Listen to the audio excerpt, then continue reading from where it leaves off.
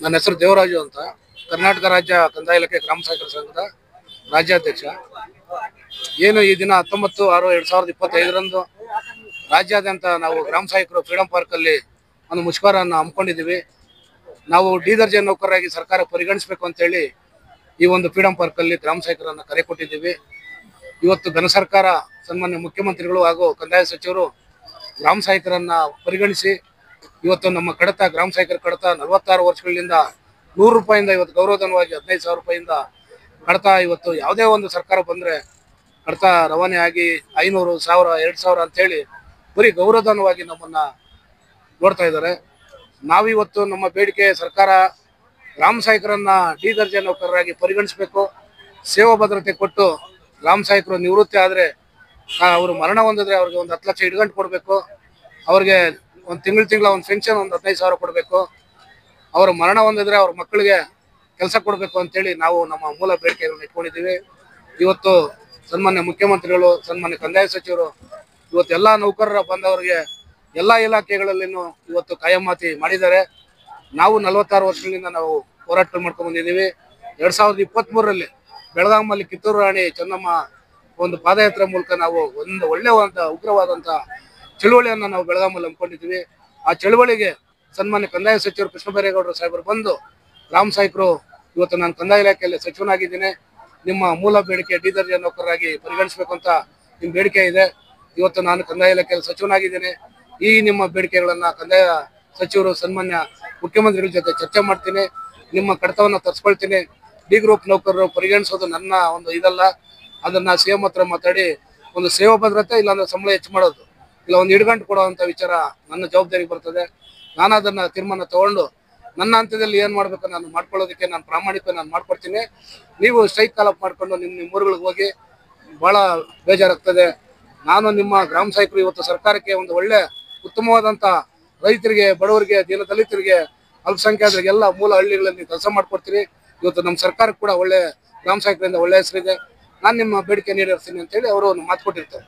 ಆದ್ರಿಂದ ಕೆಲವೊಂದು ಭಾಗದಲ್ಲಿ ಎಲ್ಲ ನಮ್ಮ ಗ್ರಾಮ ಸಹಾಯಕರು ಬರ್ತಾ ಇದ್ದಾರೆ, ಈಗಲೂ ಇನ್ನೂ ಬರ್ತಾನೆ ಇದ್ದಾರೆ. ನಾವು ಸುಮಾರು ಈಗ ಇದೀವಿ ಎಲ್ಲ ಒಂದು 3,000-4,000 ಜನ ಸೇರ್ತಾ ಇದೀವಿ. ಇನ್ನು ಸಂಜೆವರೆಗೂ ಸೇರ್ತಾರೆ. ಸುಮಾರು ಒಂದು 8,000 ಜನ ಗ್ರಾಮ ಸಹಾಯಕರು ಸೇರ್ತೀವಿ ಸರ್. ನನ್ನ ಹೆಸರು ದೇವರಾಜ್ ಅಂತ, ರಾಜ್ಯಾಧ್ಯಕ್ಷರು, ಬೆಂಗಳೂರು. ಕರ್ನಾಟಕ ರಾಜ್ಯದಲ್ಲಿ 10,450 ಜನ ಗ್ರಾಮ ಸಹಾಯಕರು ಕಂದಾಯ ಇಲಾಖೆಯಲ್ಲಿ ಬಹಳ ಪ್ರಾಮಾಣಿಕವಾಗಿ ಕೆಲಸ ಮಾಡ್ತಾ ಇದ್ದಾರೆ.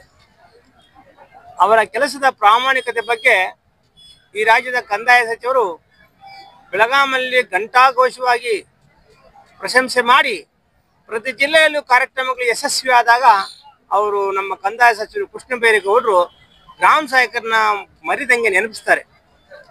ನಾವು ಸನ್ಮಾನ್ಯ ಕೃಷ್ಣ ಬೈರೇಗೌಡರಲ್ಲಿ ನಾವು ವಿನಂತಿ ಮಾಡ್ತೀವಿ, ಸ್ವಾಮಿ ನೀವು ನೆನಪಿಸ್ತೀರಿ, ಹೊಗಳ್ತೀರಿ, ನಮ್ಮ ಬಗ್ಗೆ ಪ್ರಶಂಸೆ ಮಾಡ್ತೀರಿ, ಅದಕ್ಕೆ ನಮ್ಮ ಸ್ವಾಗತ ಇದೆ.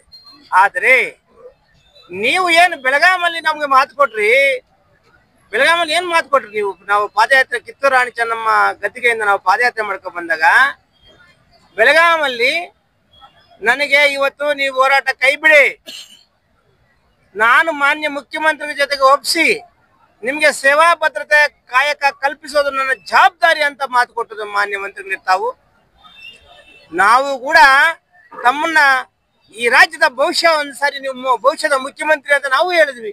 ನೀವ್ ಹೇಳಿದ್ದಕ್ಕೆ ನಾವು ಹೇಳಿದ್ವ, ನೀವಾಗ್ಲಿ ಈ ಭವಿಷ್ಯದಲ್ಲಿ ನೀವು ಒಂದ್ಸಲ ಮುಖ್ಯಮಂತ್ರಿ ಆದ್ರೆ ನಮ್ಗೆ ಸಂತೋಷ. ಹೆಂಗ ಡೈನಾಮಿಕ್ ಮತ್ತೆ ಮುಂದಾಲೋಚನೆ ಸಚಿವರು ತಾವು ಇದ್ದೀರಿ. ಆದ್ರೆ ನಮಗ್ ಕೊಟ್ಟ ಮಾತು, ನಮಗೆ ಕೊಟ್ಟ ಮಾತು ನೀವು 2 ವರ್ಷ ಆಗಿದೆ, ಯಾಕೆ ಸ್ವಾಮಿ ನಡೆಸ್ಕೊಟ್ಟಿಲ್ಲ? ಯಾಕೆ ನಡೆಸ್ಕೊಡ್ಬಾರ್ದು ನೀವು? ನಮ್ಗೆ ಹೊಗಳಿಕೆಯಿಂದ ಹೊಟ್ಟೆ ತುಂಬಲ್ಲ ಸ್ವಾಮಿ, ಪ್ರಶಂಸೆಯಿಂದ ಹೊಟ್ಟೆ ತುಂಬಲ್ಲ. 10,450 ಜನ ಗ್ರಾಮ ಸಹಾಯಕರಿಗೆ ಏನು ಸುಪ್ರೀಂ ಕೋರ್ಟ್ ತೀರ್ಪಿದೆ, 27,000 ವೇತನ ಕೊಡಿ ಫಸ್ಟ್. ಈಗಾಗಲೇ ಕಾರ್ಮಿಕ ಸಚಿವರು ನಿಮ್ಗೆ ಒತ್ತಾಯ ಮಾಡಿದ್ರು, ಸುಪ್ರೀಂ ಕೋರ್ಟ್ ತೀರ್ಪು ಪ್ರಕಾರ 27,000 ವೇತನ ಕೊಡ್ಬೇಕಂತ ಕಾರ್ಮಿಕ ಸಚಿವರು ನಿಮ್ ಜೊತೆ ಮಾತಾಡಿದ್ರು, ರೆಕಾರ್ಡ್ಸ್ ಇದೆ. ಇವತ್ತು ಆನ್ ರೆಕಾರ್ಡ್ ಸಮೇತ ನಾವು ರಾಜ್ಯ ಸರ್ಕಾರಕ್ಕೆ ಮನವಿ ಕೊಡ್ತಾ ಇದ್ದೀವಿ. ನೀವು ಬೆಳಗಾಂ ಅಧಿವೇಶನದಲ್ಲಿ ನೀವೇನು ನಾವು ಮಾತು ಕೊಟ್ಟಿದ್ವಿ, ಅದು ಪತ್ರಿಕೆಯಲ್ಲಿ ಬಂದಿದೆ, ಮೀಡಿಯಾದಲ್ಲಿ ಅದನ್ನೇ ಕಡೆ ನಾವು ಲಗತ್ತಿಸಿದೀವಿ ನಮ್ಮ ಮೆಮೊರಾಂಡಮ್ಗೆ.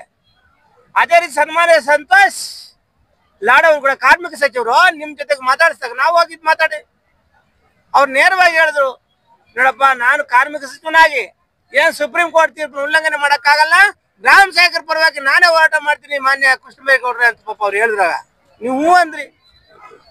ನಿಮ್ಮ ಪ್ರಿನ್ಸಿಪಾಲ್ ಸೆಕ್ರೆಟರಿ ಮಾತಾಡಿದ್ರು ಅವರು, ಯಾಕ್ರಿ ಪಾಪ ಗ್ರಾಮ ಸೇವಕರೇನು ಅವ್ರೇನು ಬದುಕದ್ ಬೇಡವೇನ್ರಿ, ಒಂದ್ 27,000 ಸಂಬಳ ಕೊಟ್ರಿ ಅಂತ ಒಬ್ಬ ಕಾರ್ಮಿಕ ಸಚಿವರು ಸ್ಪಷ್ಟವಾಗಿ ಹೇಳಿದಾಗ ತಾವು ಹೂ ಅಂದ್ರಿ.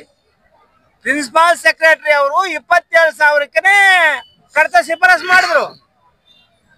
ಮತ್ತೆ ಒಪ್ಪಬೇಕಾಗಿರೋದು ಯಾರು? ಆ ಫೈಲ್ ತಗೊಂಡು ಮುಖ್ಯಮಂತ್ರಿ ಜೊತೆಗೆ ಮಾತಾಡ್ಬೇಕಾದ್ರೆ ಯಾರು? ಕಂದಾಯ ಸಚಿವರು. ನಮ್ಗೆ ಬದ್ಧತೆ ಇದೆ, ನಮ್ಗೆ ಬೇರೆಯವ್ರನ್ನ ಕೇಳಕ್ ನಾವು ರೆಡಿ ಇಲ್ಲ. ನಮ್ಮ ಸಚಿವರು ನೀವಿದ್ದೀರಿ, ಕಂದಾಯ ಸಚಿವರು ಇದ್ರಿ, ನಾವೇನಾದ್ರು ಬೇರೆ ನಿಮ್ಗೆ ಕೇಳಿದ್ವ? ಗ್ರಾಮ ಸೇವಕರು ಹೋರಾಟಕ್ಕೆ ಬಂದ್ಮೇಲೆ ನಿಮ್ಮ ಹತ್ರ ಏನಾದ್ರು ಒಂದು ಬಿಳಿ ಕಾಗ್ದ ಬಂದು ಅದ್ಕೊಂಡು ಇದ್ಕೊಂಡು ಕೇಳಿದ್ವ? ನಾವು ಕೇಳಿದ್ ಒಂದೇ ಒಂದು ಡಿಮ್ಯಾಂಡ್, ಗ್ರಾಮ ಸೇವಕರಿಗೆ ಡಿ ಗ್ರೂಪ್ ಮಾಡಿ, ಇಲ್ಲಾಂದ್ರೆ ಸೇವಾ ಭದ್ರತೆ ಮಾಡಿ, ಸುಪ್ರೀಂ ಕೋರ್ಟ್ ತರಬೇಕು 27 ಸಂಬಳ ಮಾಡಿ ಅಂತ ಕೇಳಿದ್ವಿ. ಅದ್ ಬಿಟ್ಟು ಇನ್ನೇನ್ ಕೇಳಿದ್ ತಮ್ಮನ್ನ? ಪಿನ್ ಪೇಪರ್ ಏನೋ ತಂದು ಇನ್ನೊಂದು ಮಾಡ್ಕೊಟ್ಟಿದ್ದ ಬರ್ತಿದ್ವಿ ಏನ್ ಕಲ್ತಿ ಮಾತ್ರ? ನೋ, ನಮ್ಗೆ ಇದೊಂದೇ ಆಗಬೇಕು. 10,450 ಗ್ರಾಮ ಸೇವಕರ ಮುಂದೆ ಏಕ ವ್ಯಕ್ತಿ ಇದೆ, ಯಾವುದೇ ಆಸೆ ಆಕಾಂಕ್ಷೆ ನಮ್ಮಲ್ಲಿ ಇಲ್ಲ. ನಾವು ಒಗ್ಗಟ್ಟಾಗಿದ್ದೀವಿ. ಮಾನ್ಯ ಕೃಷ್ಣಬೈರೇಗೌಡ ಸಾಹೇಬ್ರೆ, ಇವತ್ತೇನು ಕ್ಯಾಬಿನೆಟ್ ಮೀಟಿಂಗ್ ಕುತ್ಕೊಂಡಿದ್ದೀರಿ, ಏನೋ ಬಂದವ್ರೆ ಪೊಲೀಸ್ ಪರ್ಮಿಷನ್ ಕೊಟ್ಟಿದೆ 2,000 ಎದ್ದೋಗ್ತಾರೆ ಅಂದ್ಕೋಬೇಡಿ. ಮಳೆ ಇರ್ಲಿ ಚಳಿ ಇರ್ಲಿ ಏನೇ ಇರ್ಲಿ, ಇವತ್ತು ನಾವು ಕೂಗ ಹಾಕಿದ್ರೆ 10,000 ಜನ ಬಂದು ಕೂತ್ಕೊಂತಾರೆ. ನಿರ್ದಿಷ್ಟ ಏನ್ ನಮ್ಮ ಲೀಡರ್ಸ್ ಅನಿರ್ದಿಷ್ಟ ಬೋರ್ಡ್ ಹಾಕೊಂಡಿದ್ದಾರೆ, ಅದರ ಪ್ರಕಾರ ನಮ್ಮ ಬೇಡಿಕೆ ಈಡೇರೋವರೆಗೂ ಇಲ್ಲಿಂದ ಎದ್ದೋಗೋ ಪರಿಸ್ಥಿತಿ ಇಲ್ಲ.